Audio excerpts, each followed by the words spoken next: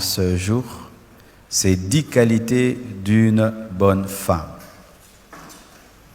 Ce n'est pas toutes les qualités, il y en a tellement beaucoup, mais je vais m'appesantir sur 10 choses, 10 qualités d'une bonne femme. Et ce message n'est pas seulement pour les femmes mariées, pour les célibataires, pour les veuves, pour toute femme, 10 qualités d'une bonne femme. Et il y a 20, 30, 50, mais je vais me concentrer sur 10 seulement. Je salue aussi nos bien-aimées sœurs qui nous suivent sur Internet. Bonne fête à vous également. Nous allons nous tenir debout pour lire 2 passages des Écritures. Ruth 3, verset 11. La Bible dit dans Ruth 3, verset 11, « Maintenant, ma fille, ne crains point. » C'est Boaz qui parle, « Je ferai tout pour toi. Tout ce que tu diras, car toute la porte de mon peuple sait que tu es une femme vertueuse. » Une bonne femme, vertueuse et bonne femme, c'est la même chose. Tout le monde savait que Ruth était une femme vertueuse, témoignage de Boaz. Proverbe 12, verset 4. Proverbe 12, verset 4. Une femme vertueuse est la couronne de son mari, mais celle qui fait honte est comme la carie dans ses os. Une bonne femme est la fierté de son mari, mais celle qui fait honte est comme la carie dans ses os. Proverbe 31, verset 10. Proverbe 31, verset 10. Qui peut trouver une femme vertueuse? Elle a bien plus de valeur que les perles. Les bonnes femmes sont rares. Les bonnes femmes sont rares et tu dois être parmi les raretés. Amen. Proverbe 31, versets 29 à 31, pour finir. Proverbe 31, 29 à 31. Plusieurs filles ont une conduite vertueuse, mais toi, tu les surpasses toutes. Il faut être une bonne femme parmi les bonnes femmes. Amen. La grâce est trompeuse et la beauté est vaine. La force d'une femme chrétienne n'est pas d'abord sa beauté, ni son charme, mais la femme qui craint l'Éternel est celle qui sera louée. 31. Récompensez-la du fruit de son travail et qu'aux portes ses œuvres la louent. Que Dieu vous bénisse abondamment. Prenez place, s'il vous plaît. Les qualités d'une bonne femme. La première qualité dont j'aimerais vous parler, c'est la discrétion. Une bonne femme est discrète. Une bonne femme garde les secrets. Une bonne femme ne parle pas beaucoup. Elle garde les secrets de son mari. Elle garde aussi ses propres secrets. Elle ne parle pas beaucoup car la bouche qui parle beaucoup ne manque pas de divulguer des secrets. Prier, venir à l'église est une bonne chose, mais nous devons aussi avoir des caractères transformés. Et l'une des grandes qualités d'une femme, c'est la discrétion. Ce n'est pas d'abord sa beauté ni son charme, c'est cette capacité que tu as de garder les secrets. Les secrets même de tes propres enfants. Car il y a des mères qui détruisent la vie de leurs enfants en disant à tout le monde les problèmes de leurs filles, les problèmes de leurs garçons. Une bonne femme est une femme discrète. Une bonne femme est une femme qui garde les secrets. Une bonne femme est une femme qui ne parle pas beaucoup. Aujourd'hui, je ne sais pas ce qui se passe dans le monde.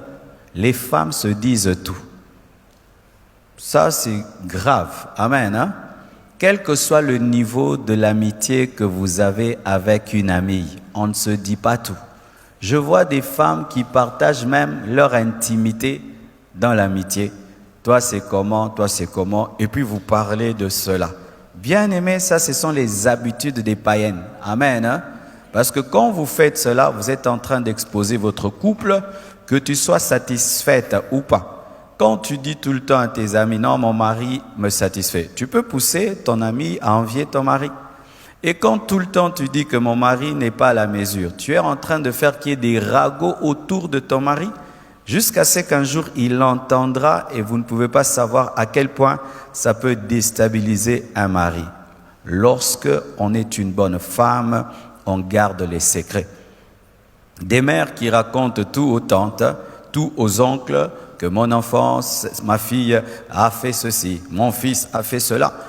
Mais le problème, c'est que lorsque tu partages tout sur tes enfants et surtout leurs défauts, il peut se faire qu'après 2 ans, 3 ans, ton fils a changé, mais toi, tu as dit tellement du mal sur ta fille qu'on va répandre une mauvaise réputation sur elle et demain, tu bloques son mariage. Pourquoi? Parce que tu n'as pas su garder le secret. Mais pas seulement cela.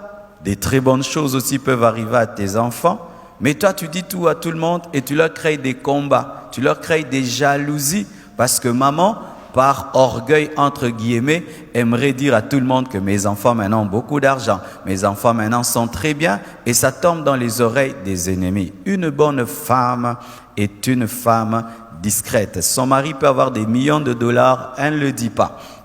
Ils peuvent réaliser des grandes choses, elle ne le dit pas. Elle ne tombe pas dans la vantardise, dans la loquacité, en train de tout dire à tout le monde. Et quand même, elle a des problèmes avec son mari, elle ne va pas le répandre partout. Même à l'église, chère maman, quand vous avez des problèmes dans vos maisons, ce n'est pas que vous devez aller dire partout. Pourquoi? Dans 2 mois, 3 mois, vous allez vous entendre, mais les gens gardent cette image-là que vous ne vous entendez pas. Quand vous avez des problèmes, venez voir les pasteurs, venez voir certains responsables, point, barre, arrêtez. Quand vous avez des problèmes dans votre couple, chère maman, de le dire et de le dire et de le dire et de le dire. Et il y a un merveilleux exemple dans la Bible d'une femme discrète, Esther. Esther était dans une terre étrangère, elle était juive. Mais cette femme est devenue reine dans une terre étrangère et elle avait caché ses origines. Amen. Elle avait caché ses origines. Pourquoi ce n'était pas stratégique de révéler qu'elle était juive? Ça allait créer un problème dans sa vie et même perturber la destinée d'Israël. Elle a révélé ses origines quand c'était le temps de Dieu. Imaginez avoir un grand secret comme celui-là, où on ne sait pas d'où tu viens. Et ça te démange, dis que tu es juive, mais elle peut garder le secret de ses origines parce que Mardoché, l'homme rempli du Saint-Esprit, lui a dit, ne le dis pas. Est-ce que tu as cette capacité de garder une information et de la révéler seulement au temps de Dieu? Si tu as cette capacité, tu es une bonne femme. Mais si tu n'as pas cette capacité, tu es une mauvaise femme. Et je t'assure, ça te créera des sérieux problèmes. L'indiscrétion, la loquacité, bien-aimé, amène toujours des problèmes. Priez le Seigneur de vous donner la maîtrise de la langue. Amen. Une bonne femme sait maîtriser sa langue et Esther, par cette qualité, est devenue reine. Alléluia. Elle est devenue reine parce qu'elle était discrète. Si Esther n'était pas discrète, elle n'allait jamais devenir une reine. Elle n'est pas devenue reine seulement parce qu'elle était vierge et parce qu'elle était belle. Non, non, non. Elle est devenue reine parce qu'elle avait pu cacher qu'elle était juive. Amen. Une deuxième chose, l'humilité. Une bonne femme est humble. Il y a de moins en moins de femmes humbles aujourd'hui. L'humilité est devenue une denrée rare parmi les femmes à cause du modernisme, à cause de l'émancipation de la femme, à cause de la parité, à cause maintenant du fait que les femmes ont le même niveau intellectuel que les hommes, gagnent comme les hommes, travaillent comme les hommes, vont dans des grandes entreprises comme les hommes. C'est comme si les femmes étaient humbles malgré elles parce que l'homme avait plus étudié, l'homme avait plus d'argent. Mais aujourd'hui que les femmes peuvent avoir autant d'argent que les hommes, peuvent étudier dans les mêmes universités, peuvent faire tout ce que l'homme fait aujourd'hui, du coup, l'humilité a disparu. Chère maman, tu peux avoir toute la beauté du monde, mais si tu n'es pas humble, tu n'es pas une bonne femme. Une bonne femme est une femme simple. Une bonne femme est une femme brisée. Une bonne femme est une femme qui est morte à elle-même. À elle-même. Est-ce que maman, tu es brisée? Ton orgueil, que tu sois célibataire, que tu sois une femme mariée, est-ce que tu as vaincu l'orgueil? L'orgueil face à ton intellect, l'orgueil par rapport à ta beauté, l'orgueil par rapport à l'argent de ton mari ou ton propre argent, l'orgueil par rapport à ton niveau intellectuel, l'orgueil de la femme peut venir de beaucoup de choses. Est-ce que tu as vaincu l'orgueil? Si tu n'as pas vaincu l'orgueil, il y aura un problème au niveau de ton mari parce que ton orgueil fera toujours que tu vas t'opposer à ton mari. Et si tu es célibataire, ton orgueil fera que tu t'opposes toujours à ton fiancé. Et il y a des sœurs qui ne se marient pas parce qu'elles sont orgueilleuses, c'est tout. Elles n'ont pas un démon de célibat, c'est l'orgueil. Tu es orgueilleuse, tu peux avoir un problème avec ton fiancé, jamais tu ne peux demander pardon. Tu peux avoir un problème avec ton fiancé, jamais tu ne peux t'humilier. Tu peux avoir un problème avec ton fiancé, jamais tu ne feras le premier pas. Et comme ça, les années passent, 30 ans, 35 ans, 40 ans, tu ne te maries pas. Tu chasses les démons de gauche à droite alors qu'il n'y a pas un problème démoniaque. Tu as un problème de caractère, tu es orgueilleuse. Voici l'exemple d'une femme humble dans la Bible. Marie, la mère de Jésus. Vous savez pourquoi je dis que Marie était humble? Elle est allée dans la chambre haute, mais elle n'a pas pris le devant pour prêcher à la place de Pierre, disant « c'est moi la mère de Jésus, je vais prêcher ». Elle était dans la chambre haute, mais n'était pas chef dans la chambre haute, alors que Jésus était son fils. Elle pouvait dire « je suis la mieux placée pour prêcher le jour de la Pentecôte ». Non, elle se fait petite, elle ne dérange pas Pierre, elle ne dérange pas les apôtres, et on ne sent même pas Marie déranger l'église primitive. Tu t'imagines ton fils meurt à la croix, et puis il commence une grande église, première prédication, 3000 membres, il fallait que Marie soit tout le temps là. Hey, l'église de mon fils, je dois être diaconesse, l'église de mon fils, je dois être ancienne de l'église. Marie n'a jamais fait cela. Quelle humilité, elle n'a jamais dérangé les apôtres. Et j'aime, bien-aimés frères et sœurs, cela. Est-ce que tu as la capacité de te faire petite des fois? Tu as la capacité de diminuer des fois? Alors que tu as la connaissance, tu as l'intelligence, tu as l'argent, tu as tout, mais tu t'humilies. Une bonne femme est humble. Une bonne femme est brisée, taillée, façonnée par la croix de Jésus-Christ. Tant que tu es vivante par rapport à toi-même, tu ne seras jamais une bonne femme. Et surtout dans le mariage, ce qu'un homme cherche, c'est une femme humble. Une femme humble garde son mari. Une femme orgueilleuse va le perdre parce que pendant que tu manifestes de l'orgueil face à ton mari, il rencontrera une femme qui manifeste l'humilité et il risque d'être attiré par elle. L'humilité. Ton mari parle, tu te tais. Alors que tu as des arguments, tu le laisses terminer et puis tu parleras, tu ne lui coupes pas. L'orgueil amène les femmes à couper leur mari. Je dis toujours aux femmes, si vous étiez des hommes, tu aimerais avoir une femme qui te coupe la parole? Si tu étais un homme, chère maman, parce que des fois vous ne vous mettez pas à la place des hommes. Si tu étais un homme, tu as épousé une femme, tu aimerais que quand tu lui parles, qu'elle te coupe? Ou tu aimerais avoir une femme, quand tu parles, elle garde silence et puis elle parle ensuite? Je ne vous dis pas non plus de vous taire, mais laissez le mari terminer et puis parler. Parce que c'est un manque de respect que de couper la parole à ton mari. Journée de la femme, alléluia. Fallait pas m'inviter. Troisièmement, c'est une travailleuse. Une bonne femme est travailleuse. Et quand je dis travailleuse, une fois je l'ai dit dans la convention des femmes, travailler, ce n'est pas seulement travailler dans une entreprise, avoir un emploi. c'est être active. Car pour ma part, vraiment, même les femmes ménagères travaillent. Ah, je vous assure, s'il fallait donner un salaire à une femme ménagère, elle gagnerait beaucoup. Parce que quand tu prends une bonne, mettons que tu la payes $250, parce que seulement elle lave les enfants, elle les nourrit. Mais ta femme fait plus que cela. Elle lave, elle les nourrit, elle les éduque. Ton cuisinier, tu lui payes $150, mais ta femme prépare aussi. Ton jardinier, tu lui payes $150, mais ta femme aussi des fois fait le jardin. Celui qui te donne des conseils, tu peux lui donner même $500 par mois. Ta femme aussi te donne les conseils. Donc une femme, même si elle ne va pas au travail, elle travaille à la maison. Mais vous êtes souvent impayés. Alléluia. Alors maman, ne dis jamais que tu ne travailles pas. Maman, tu fais quoi dans la vie? Moi, je ne travaille pas. Oh, prendre soin des enfants. Ah, quel travail. Gérer une maison, gérer un mari qui se réveille le matin. Où est mon pantalon? Où est ma veste? Mon café, mon thé, tous les... Ah non, c'est grave, c'est grave. Alléluia. Une bonne femme est active. Une bonne femme n'est pas amoureuse de la télévision et de la télécommande. Tu as ton divan connu dans la maison.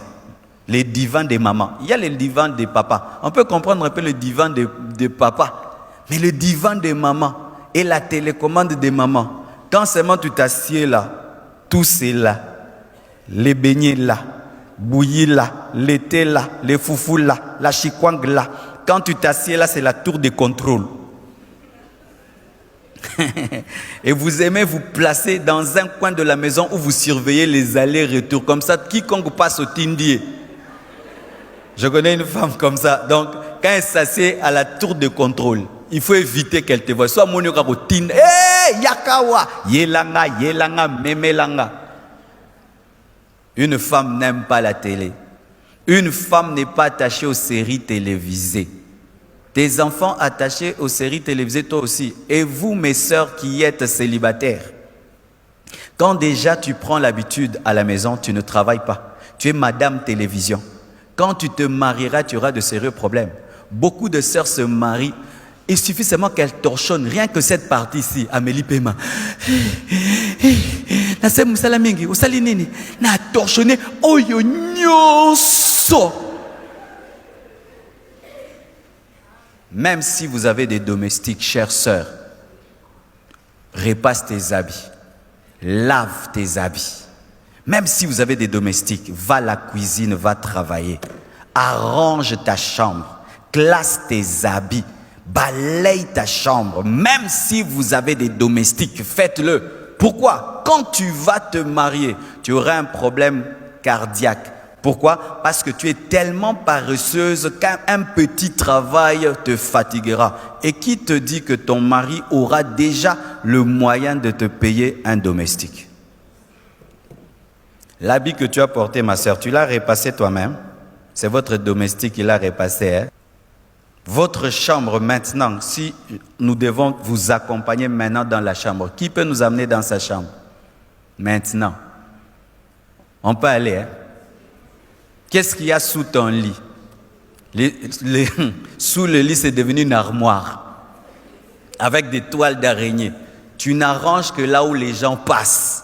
Là où on ne passe pas, tu n'arranges pas. Tu arranges ta maison après 3 mois. Donc tu as 3 mois de désordre, 1 jour de propriété. Une femme est travailleuse. Quand elle gagne l'argent, elle pense comment investir. Elle ne pense pas aux bijoux. Amen, hein?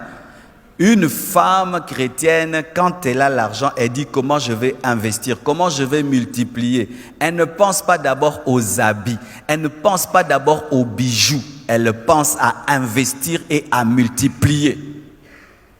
Quel projet tu as, chère femme? Est-ce que tu rapportes même l'argent à la maison ou tu as le projet de le faire?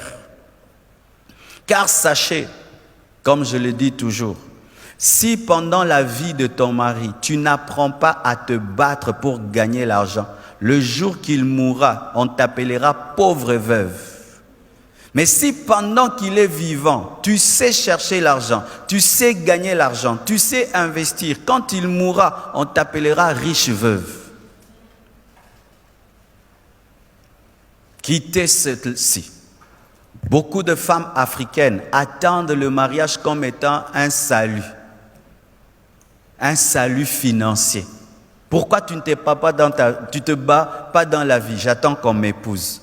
Pourquoi tu ne cherches pas le travail? J'attends qu'on m'épouse. Pourquoi tu ne fais rien dans la vie? J'attends qu'on m'épouse. J'attends que Dieu me donne un mari riche. L'homme a un cerveau, tu as aussi un cerveau. L'homme a des mains, tu as aussi des mains. Et voici une femme travailleuse dans la Bible, Ruth. Nous aimons beaucoup parler de Ruth. Oh, Ruth a eu Boaz, Boaz a eu David, Boaz ceci. Mais sachez, Ruth a eu le mariage comment? C'est parce qu'elle était allée glaner dans le champ de Boaz. Ruth, c'est l'exemple d'une jeune fille qui va travailler à Vodacom et le patron de Vodacom l'épouse. C'est comme ça que Ruth s'est mariée. Elle est allée travailler à Vodacom et là, elle a accepté même de balayer Vodacom et le chef l'a vue et l'a épousée. Le mariage ne vient pas qu'en priant, jeûnant, venant à l'église. Tu peux avoir le mariage en investissant. Tu fais les affaires et tu rencontres un homme d'affaires. Tu bosses et tu rencontres un autre qui bosse. Elle est allée dans le champ et elle a rencontré un autre homme qui aime les champs. Celui qui travaille rencontre la bénédiction. Je vous assure, il n'y a pas un grand malheur dans la vie d'un homme que d'avoir une femme paresseuse. D'avoir une femme paresseuse. Et la paresse s'accompagne toujours de la saleté, s'accompagne toujours du désordre et s'accompagne toujours du gaspillage. Une femme qui travaille apprend à respecter la valeur de l'argent. Ma sœur, avec l'argent que tu gagnes, tu ne penses même pas acheter une parcelle et construire. Tu as même la paresse de construire ta propre maison. Tu es étudiante, tu ne te donnes pas étudier avec sérieux parce que tu es une femme. Pourquoi je vais me donner à distinguer? Moi, je ne veux pas être professeur. Pourquoi tu ne peux pas être professeur, ma sœur? Pourquoi tu ne peux pas aussi distinguer comme les autres? Non, un homme va m'épouser. Voici. Si tu es une femme bagarreuse, quand tu auras des enfants, tu auras des filles qui savent se battre dans la vie parce qu'elles vont te prendre en modèle. Mais si tu es une mère paresseuse, tu auras des filles qui vont te ressembler parce qu'elles diront « Maman ne fait rien dans la vie, mais elle gagne bien la vie. » Si tu veux engendrer des filles exceptionnelles, sois une femme qui travaille dur. Elles vont te regarder, elles vont prendre exemple sur toi. Une bonne femme travaille. Alléluia. Elle n'a pas peur de transpirer. Elle n'a pas peur de toucher le torchon. Elle n'a pas peur de prendre le balai. Même si tu as des travailleurs, des fois, il faut les mettre de côté. Alléluia. Ou toi-même, tu entres dans la cuisine. Ce n'est pas toujours bon que le mari ne mange que la nourriture du travailleur et du travailleur. Ruth a été élevée parce qu'elle travaillait. Elle a accepté même une basse besogne pendant un temps, glaner, ramasser dans le champ. Et Dieu lui a donné le champ, car si tu épouses Boaz, le propriétaire du champ, le champ est à toi. Des fois, accepter de commencer petit, où on te donne un petit salaire, mais tu manifestes l'excellence et tu as la promotion. Bamisala pamba pamba oyo. Oh, tu peux commencer comme glaneuse et puis tu deviens propriétaire du champ. Mais lorsque tu travailles, équilibre toujours le travail et le couple. Amen. Et ça dans tous les domaines. Que ce soit le travail à la maison ou le travail en dehors de la maison, il ne faut pas non plus tomber dans le piège où tu n'es que boulot, boulot. Tu oublies que tu as des enfants, tu oublies que tu as un mari, tu oublies de prendre soin de ta famille. Et même vous qui travaillez à la maison, il y a des femmes qui du matin au soir ne font que s'occuper de la maison, oublient les enfants et leur mari. Ça encore, c'est un défaut. Amen. Tongo, balayer, balayer, nettoyer, nettoyer, balayer, balayer, préparer, préparer, nettoyer. Celui pour qui tu balayes, pour qui tu nettoies, tu ne causes pas avec lui, tu ne lui parles pas, tu ne lui donnes pas la tendresse et l'amour, mais tu es balayé, préparé, envoyé, balayé, préparé. Encore une autre erreur. Le bonheur est dans l'équilibre. Alléluia. Dans l'équilibre, car il y a des femmes qui fuient leur mari en travaillant beaucoup pour leur mari. Elle ressemble à Marthe qui est allée cuisiner pour Jésus-Christ pour ne pas écouter Jésus. Et il y a des femmes comme ça qui ne passent pas du temps avec leur mari, mais en train de cuisiner pour leur mari, en train de préparer pour leur mari. alors qu'il faut d'abord que tu aies l'intimité avec ton mari et ensuite tu cuisines pour lui. Car ta nourriture ne sera pas bonne dans sa bouche si tu n'as pas d'intimité avec lui. Amen. Hein? Évitez cela. Vous n'avez pas d'intimité, mais vous êtes tout le temps cuisine. Ce n'est pas la parole de Dieu. D'abord l'intimité et ensuite la cuisine. Quatrièmement, une bonne femme est propre. Une bonne femme ne sent pas comme un garçon. Vous voyez, les frères, des fois, ils sentent le bouc. Oh, frère, sur l'interbo, mais tu n'as pas berger. Non, frère, Solomo, bozo, mais tu n'as pas frère Royo, au salara wapi. Mais il y a des sœurs aussi qui sentent comme ça. Mais ça, c'est grave, hein? Une sœur qui sent comme un garçon. Avec tous les parfums des Chinois qu'il y a aujourd'hui, même des parfums de 1000 francs, 2000 francs, maman, tu sens mauvais. Alors nous qui ne dormons pas avec toi, on sent que tu sens mauvais. Maintenant, c'est lui qui dort avec toi. Il meurt. Il meurt seulement. Il y a un peu ça comme au Congo, tel à côté moussoussou. Oh non, non, là la kabete à okufa.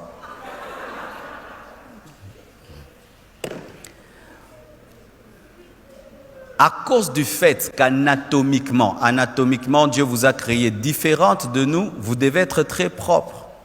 Et là, je bénis Dieu pour les enseignements que maman Marceline donne. J'aimerais même qu'elle puisse reprendre ces enseignements-là sur la propreté de la femme. Je vous assure, même il y a des sœurs qui ne se marient pas parce que vous avez une mauvaise odeur. Ah oui? Une mauvaise odeur. Et nous, les chrétiens aussi, nous mettons tout sur le dos des démons.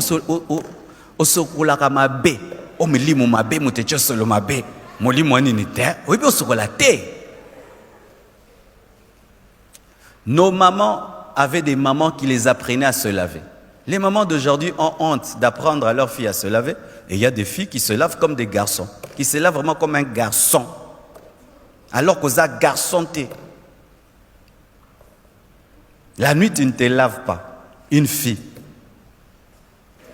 Donc, maman Marceline, il faut revenir à ces enseignements-là. Comment une femme doit se laver. Et pourquoi? Parce que ça peut te créer des problèmes. Et demain, dans la vie, un homme, il est beau, il est propre. Alors, il ne peut pas épouser une femme qui est moins propre que lui. Impossible. Tu n'aimes pas brosser tes dents. Tu ne sais pas prendre soin de ton intimité. Et des odeurs bizarres sortent de ton corps. C'est pourquoi quand vous avez des amis, chères sœurs ou chères mamans, des fois, causez bien entre vous. Donne-moi la main, je parle. Surtout vos mèches. Maman, c'est vrai que tu aimes beaucoup ces mèches, ça t'a coûté cher. Mais ça durait, hein? Ça durait. Les mèches des femmes sentent très mauvais. Pourquoi? Parce que vous avez l'esprit d'économie. Il faut enlever, changer. Tu reviens tes propres cheveux, le temps que peut-être tu laves les mèches ou tu changes les mèches. Et aussi quand vous vous mettez aussi à mettre les chocos, ça donne aussi des odeurs parce que vous brûlez la peau. Et maintenant, quand l'odeur de la peau s'attache à l'habit, ça crée des problèmes. Alors si tu aimes les chocos, vraiment sois très propre, mais moi je te déconseille. Pourquoi? À force de brûler la peau, de la brûler et de la brûler, tu auras une odeur malgré que tu te laves, malgré que tu mets tout. Et surtout, l'odeur du choqué au parfum, ça crée encore une autre mauvaise odeur. Pourquoi tu as mélangé une mauvaise odeur avec une bonne? Voici ce qu'il faut faire. Tu te décides, tu ne mets plus. Chère sœur qui n'est pas mariée, quand tu es toute noire et tu te fais claire, tu sors de ta destinée. Parce que quand Dieu te crée noir, il a déjà préparé un homme qui va t'apprécier tel que tu es. Maintenant, quand tu quittes ta peau noire, tu deviens clair, il y a un homme qui va t'épouser parce que tu es clair, mais il n'est pas l'homme de ta vie, parce que Dieu t'avait préparé pour quelqu'un qui va t'apprécier en tant que noir. Alors maintenant, celui qui va t'épouser parce que tu es clair, alors que tu es noir, vous voyez maintenant quand tu deviens clair par les chocos, ça a des hauts et des bas. Amen. Et cette propreté ne doit pas être qu'extérieure. Parce que maintenant, il y a des femmes qui ont une propreté extérieure. un beau jean, un beau body, nanana, mais une propreté doit être d'abord intérieure. Tu ne dois pas te rendre propre ou belle pour les autres, tu dois le faire pour toi-même. Avoir une propreté extérieure et intérieure, veiller sur la propreté de tes vêtements, la propreté de ton corps, la propreté de ton intimité, la propreté de ta peau, de tes cheveux, de tes dents. Il faut veiller dessus, je vous assure, et tu dois être ordonné. Un garçon peut ne pas savoir où se trouvent ses chaussures, où se trouvent ses pantalons, mais pas une femme. Une femme au kioza ola tautuna. Bodi nangane kenda kiwapi. Zato kendo lukayo. Tokuta kiangolo na couloir. Ok, bon ça pas tunanga moko.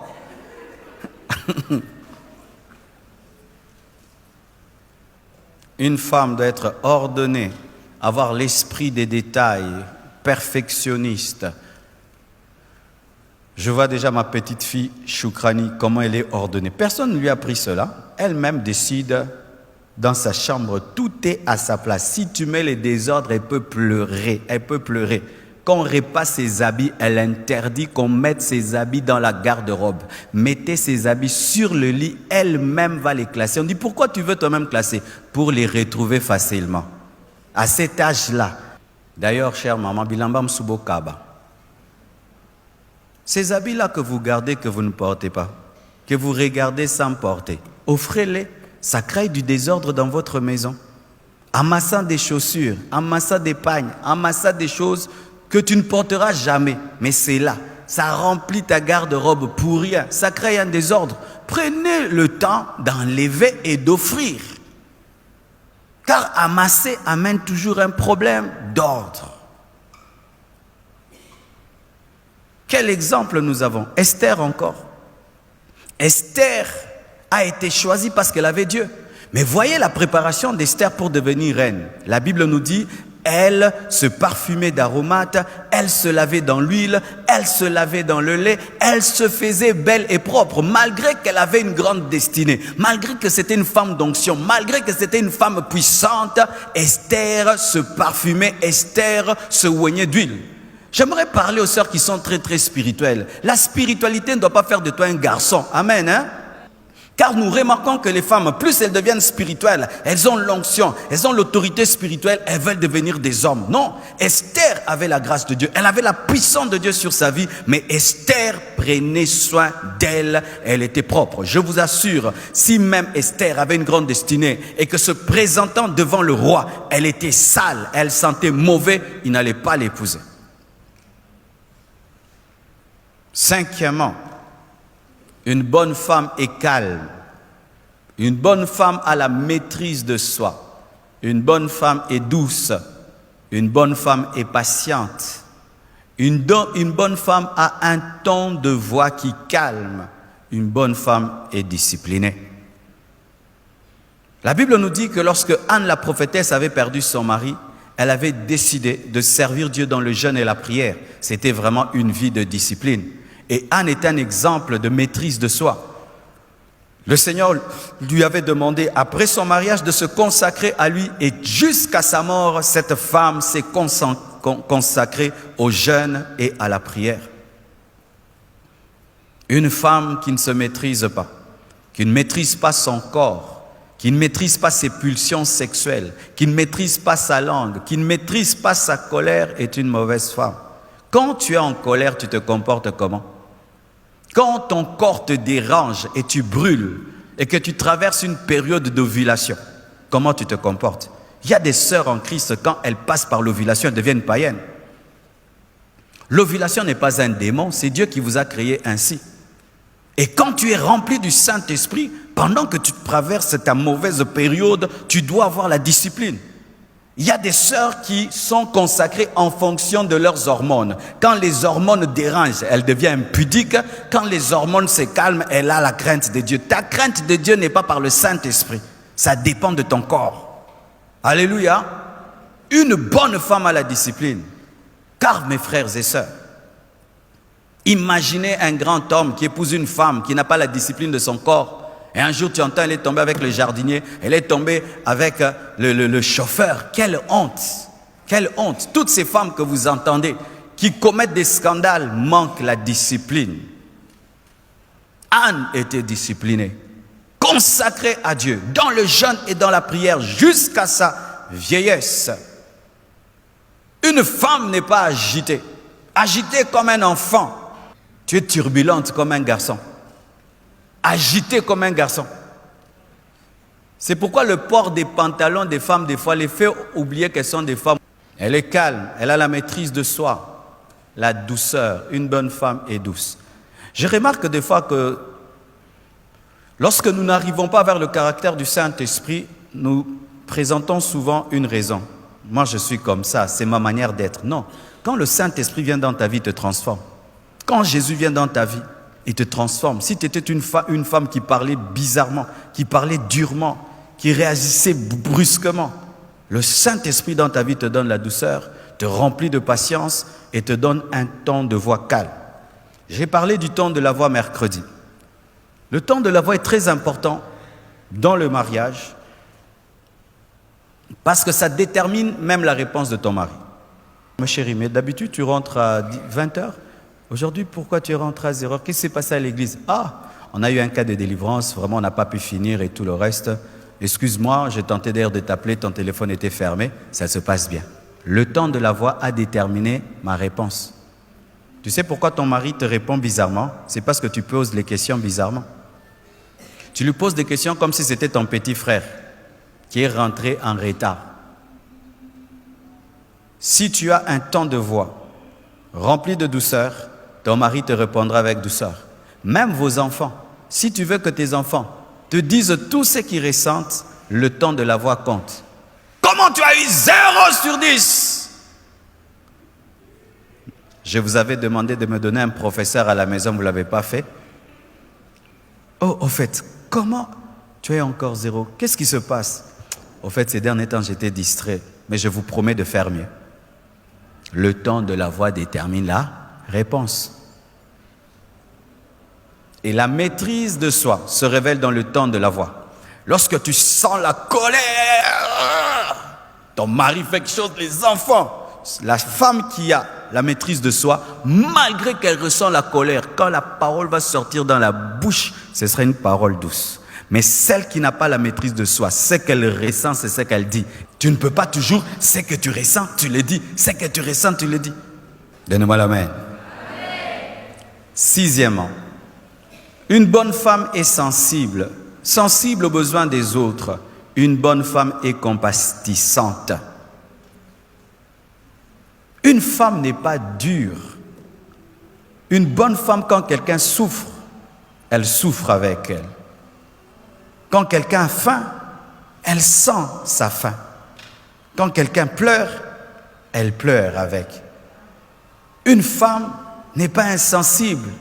Et voyez, Tabitha Dorcas, elle était sensible aux besoins des pauvres, aux besoins des veuves, aux besoins des orphelins.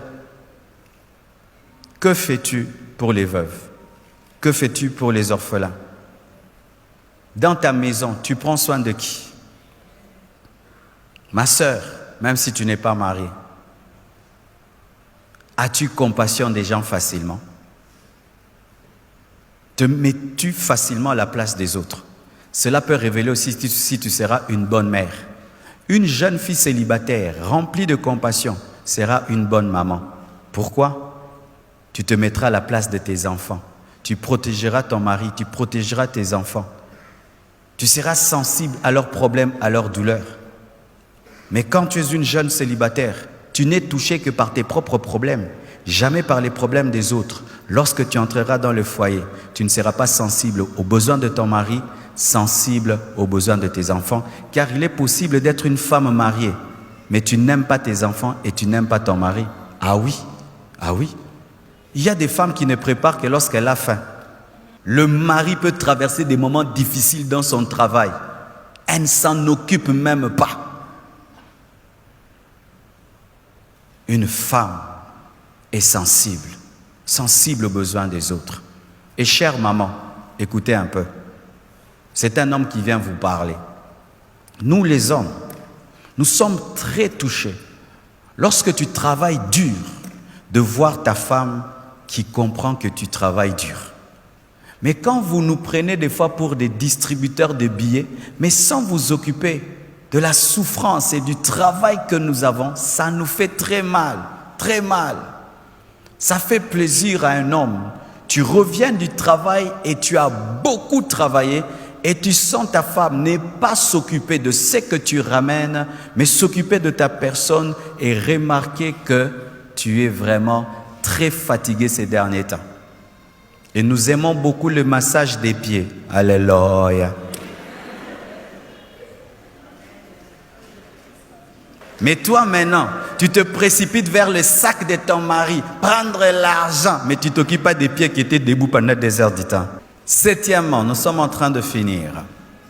Une bonne femme est soumise, sans rébellion à son mari, est soumise à ses autorités. Non autoritaire devant son mari, même si tu es colonel. Traite son mari comme un seigneur. Et quand elle est célibataire, elle est prédisposée à la soumission. Une fois, il y a une sœur célibataire. Je dis, ma sœur, pourquoi tu n'épouses pas cet homme? Elle dit, pasteur, cet homme va me faire pécher. Pourquoi? Je ne trouve pas qu'il va me pousser à me soumettre à lui. Ça peut être trop. Chère sœur, quand tu es célibataire, tu dois avoir la prédisposition de te soumettre. Comme les païens disent que la marmite aime le couvercle. Une bonne femme attend un couvercle. Elle aimerait sentir une autorité au-dessus d'elle. Même quand elle est célibataire, elle dit, qui va dominer sur moi vraiment? Elle prie, Dieu, donne-moi un mari qui va être mon Seigneur. Mais quand vous demandez le mariage, vous voulez seulement avoir des amis? Non, ton mari n'est pas que ton ami, c'est aussi ton chef. Si tu ne traiteras pas ton mari comme ton chef, ne te marie pas. Amen, hein? Vis toute seule jusqu'à ta mort et à l'enlèvement de l'église. Mais si tu veux le mariage, tu dois te préparer à avoir un chef dans ta vie et avoir le plaisir d'avoir un chef. Chère maman, à moins que ton mari n'est pas un homme, mais un homme vraiment au vrai sens du terme, est incapable d'être heureux avec une femme insoumise. Un vrai homme, jamais, jamais, même s'il est rempli du Saint-Esprit, même Jésus n'est pas en communion avec une église rebelle. Traites-tu ton mari comme un chef? Traites-tu ton mari comme un chef? Une bonne femme traite son mari comme un chef. La Bible nous dit que Sarah appelait Abraham son Seigneur. Est-ce que tu traites ton mari comme un chef? Et ne vous laissez pas influencer par le modernisme actuel, avec la culture actuelle où les Blancs sont en train d'influencer même les Africaines. C'est vrai, la femme n'est pas l'esclave de l'homme. L'homme doit aimer la femme, mais la femme aussi doit être soumise.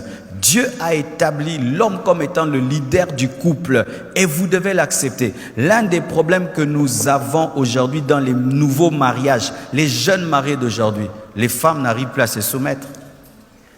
Une bonne femme est soumise à son mari. Le traite comme un chef, comme Sarah. Huitièmement, une bonne femme a l'esprit de prière. C'est une intercesseuse. C'est une femme de supplication. C'est une femme qui a la vie de prière. C'est une femme qui est toujours à la brèche. Quelle est ta vie de prière, maman? Quelle est ta vie de prière, ma sœur? Maman, avec tous les enfants que tu as, tu dors sans prier. Tu te réveilles sans prier. Tu passes toute une journée sans prier avec tous les combats qu'il y a dans les maisons. Si Dieu te révélait ce qui se passait dans ta maison, peut-être tu as un travailleur qui est sorcier, tu ne le sais pas. Peut-être que tu as un chauffeur sorcier, tu ne sais pas. Peut-être que ta sentinelle est sorcière, tu ne sais pas. Un homme était toujours fidèle à sa femme pendant des années. Et un jour, après des années, il est tombé dans l'infidélité. Lui qui revenait toujours à temps est revenu en retard. Vous savez ce qui est arrivé? Il rentre à la maison chez lui, il ne voit pas la maison. Il voit le numéro 10, le numéro 12, mais il ne voit pas le numéro 11. Il cherche sa maison jusqu'à 5 heures. Vers 6 heures, sa maison apparaît. Il va voir la sentinelle. Il dit, mais je ne comprends pas. Cette maison, toute la nuit, je l'ai cherchée, je ne l'ai pas vue. Mais comment je vois maintenant la maison à cette heure-ci? Il parle à la sentinelle durement.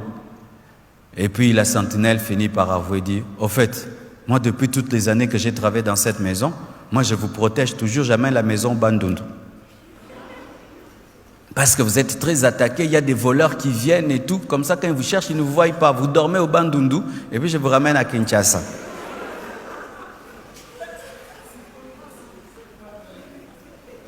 Alors ce jour-là, il avait cru que le patron avait dormi dans la maison parce qu'il avait emprunté une autre voiture. Il ne s'était pas comporté comme d'habitude, mais ce jour-là, le patron n'avait pas dormi dans la maison. Et maintenant, quand lui est venu, la maison était partie au Bandundu. Elle était revenue à 6 heures du matin. Vous imaginez? Ils ne savaient pas depuis toujours qu'ils avaient une sentinelle sorcière. Une bonne femme prie. Prie pour son mari. Prie pour ses enfants, prie pour sa maison, prie pour la nourriture, prie et prie et prie et prie et prie et prie. Elle a un rendez-vous avec Dieu. Elle a même un endroit dans la maison où elle va chercher Dieu. Quelle est ta vie de prière, maman? Il y a des choses que tu ne combattras, que tu ne vaincras jamais dans l'intelligence. Jamais. Les démons, les puissances des ténèbres, un mauvais caractère d'un mari, tu vas le changer comment? En te fâchant? Si tu te fâches, il se fâche davantage. Ma mère a gagné mon père à genoux. Mon père pouvait sortir et il revient tard. Ma mère se lève, il la tape encore. Hein? Il a tort et puis il la tape. Et puis il répare encore 3 jours. Il revient encore, il tape. Ma mère a commencé à fréquenter les gens du full gospel. Elle a commencé à prier et Dieu a changé son mari. Tu vois le mauvais caractère de ton mari, il persiste parce que tu ne pries pas. Tu te chamailles, tu te chamailles, tu te chamailles, tu rends le mal pour le mal au lieu de prier, alors qu'il y a une puissance de ténèbres derrière votre couple qui veut le détruire, amener le divorce. Mais toi, une femme, tu ne pries pas, tu passes le temps devant la télé. 1 heure du temps que tu passes devant la télé, si tu pouvais transformer 1 heure de télévision en heure de prière, tu aurais déjà vu le résultat dans ta maison.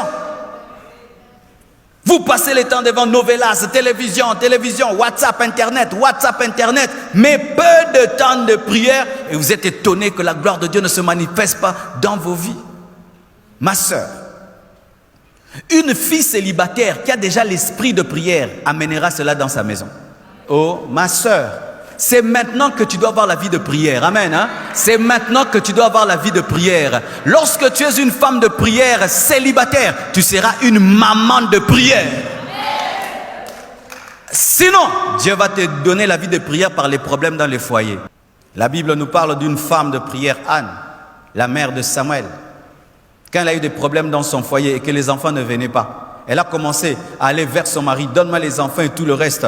Après, elle a compris que ce n'est pas mon mari qui va me donner les enfants, ce n'est pas Elkana qui va me donner les enfants, c'est l'Éternel. Elle s'est tenue devant Dieu, elle a commencé à prier, et puis elle a fait un vœu à Dieu, si tu me donnes cet enfant, je te le donnerai. Et Dieu lui a donné un prophète. Elle avait atteint un niveau de prière qui dépassait même le sacrificateur, de sorte qu'il ne pouvait pas comprendre sa dimension spirituelle, pensant qu'elle était ivre alors que cette femme vibrait en esprit. Une bonne femme est une femme de prière. Et je vous assure, un homme, même si c'est un païen, s'il a une femme qui prie, il se sent en sécurité. Il y a des païens comme ça. Je connais un monsieur païen, il sait que Dieu parle à sa femme. Lui, chaque fois qu'il trompe sa femme voit. Partout, sa femme voit. Il dit, hé, cette femme m'attrape. Tu sais comment il fait? S'il veut que Dieu lui parle, quand sa femme dort, il dit, Seigneur, moi je sais que tu ne me parles pas, mais cette fille-là, tu lui parles. Et qu'est-ce qu'il fait? Il prie, et puis il touche sa femme. Dieu, montre-la. Et la femme rêve la nuit. Le matin, dit, chérie, j'ai vu, tu voulais faire telle affaire, mais Dieu ne voulait pas ça. Amen. S'il veut faire une affaire, chérie, mais prie pour cette affaire. Et puis elle prospère. Et si sa femme le maudit, il est maudit. Dit, arrête de me maudire, pardon. Un homme se sent en sécurité, même les enfants. Je vous dis, des enfants qui dorment dans la maison, mais qui entendent leur maman la nuit. Tu vas vraiment ponguer bien. Ah, alléluia. Chère sœur, travaillez déjà votre intimité avec Dieu, dès maintenant, alors que vous êtes célibataire. Parce que quand le mariage vient, le mariage perturbe la vie de prière. Demandez à toutes les femmes qui se sont mariées. Sinon, surtout si tu épouses un homme qui n'est pas spirituel, un homme qui est charnel, il va combattre ta vie de prière parce qu'il ne comprend pas comment tu peux prier 3 heures du temps. Profitez maintenant que vous avez la vie, vous êtes seul pour bâtir une vie avec Dieu. Amen. Pour terminer, 10e. Ah, 9e, ok. C'est une femme qui a la connaissance des Écritures, une femme qui médite la Bible, qui est régulière aux enseignements à l'église, qui aime les enseignements, les explications. Vous voyez, pendant que j'enseigne comme ça, les bonnes femmes sont contentes. Bonnes femmes aiment la connaissance, parce que la connaissance te permet de discerner les prophéties. Amen. C'est une femme qui a la connaissance des Écritures, qui médite la Bible, qui lit même des livres spirituels. C'est une gagneuse d'âme, une enseignante de la parole. Et je bénis Dieu pour le programme des femmes cette année. Nous allons faire la DNM des femmes. Nous voulons aussi découvrir des appels parmi les femmes. Et il y a une femme dans la Bible qui s'appelait Priscille.